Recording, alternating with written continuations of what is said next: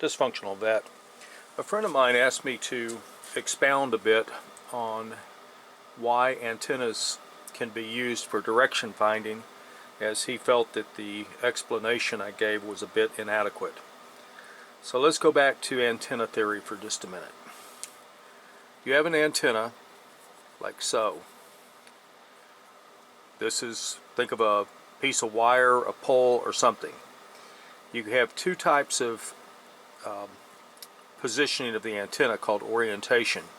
If this is the ground, you can have a vertical, which is straight up to the sky, or you can have a horizontal antenna, which is parallel to the ground, your antenna being up here.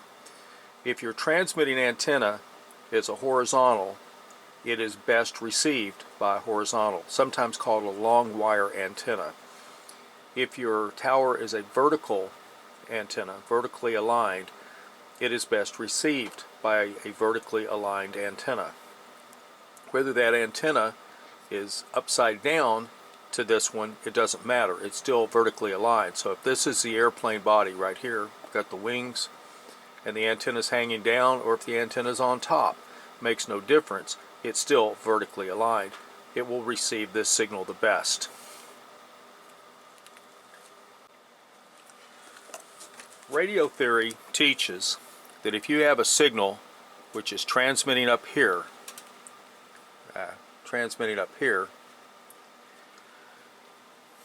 as the signal goes out, let's say that it's omnidirectional, it radiates equally in all directions, but I'm only drawing half of this, and you have two antennas, one here and one here. Let's say that the separation between these two is 1 mile. Alright? 1 mile. The signal, as it comes across, is going to strike this antenna first. Later, as it comes across, it will strike this antenna here. As you know, electricity travels 186,000 miles per second, right? But that 1 mile, or if that was even 3 feet, or just a few inches, that little bit of difference in striking the antenna would actually produce a differential of time and of voltage. So let me clean this up. Alright, so if you remember, if you have an antenna and it's directional, you have what's called a major lobe. This major lobe is more receptive to electrical energy than anywhere else on this wire. You'll also have minor lobes that look kind of like so. And you may also have a lobe on the back side, which is also going to be a minor lobe. These zones right here, where there are no lobes, are called nulls, N-U-L. It's essentially electrically dead. It doesn't pick up a signal at all, whereas these minor lobes right here will pick up some electricity, but not as well as this one. If you remember, I also told you that the directional antenna, with our deal that comes down into our comparators, our two cables, our two coax, these are directional. They look like this if you're looking straight down on top of them, and this is the lobe. They look like this, and this thing is able to turn 360 degrees either way, and they listen for when the signal is the strongest. Now this is a bit of a misnomer, and I'm going to clear that up real quick.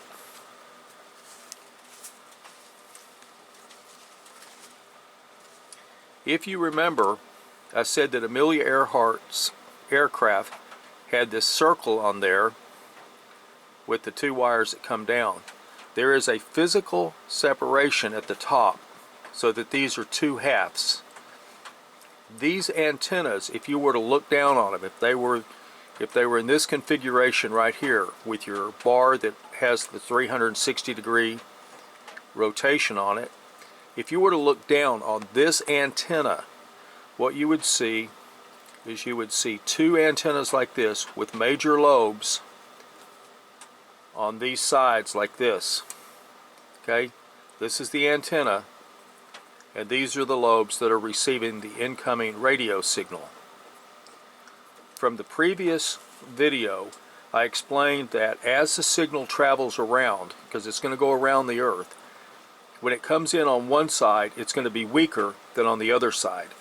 The antenna that's closest to the transmitter is going to be the strongest signal.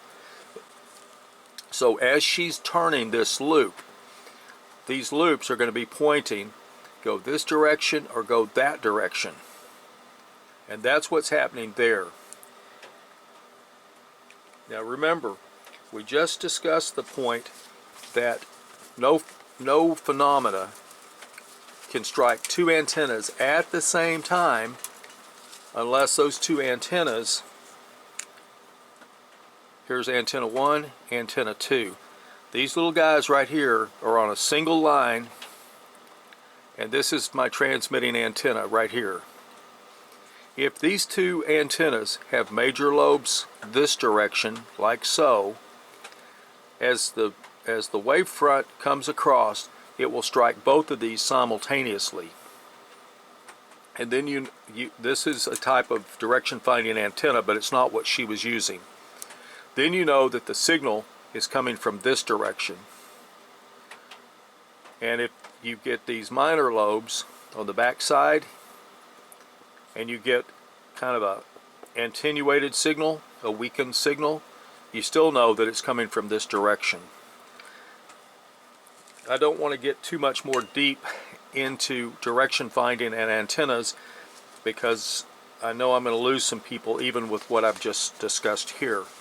So go back and review this, and I would suggest that you do some additional reading. Direction finding has been around for a long time. It's an old science. There's nothing new to it. So let's move to celestial navigation.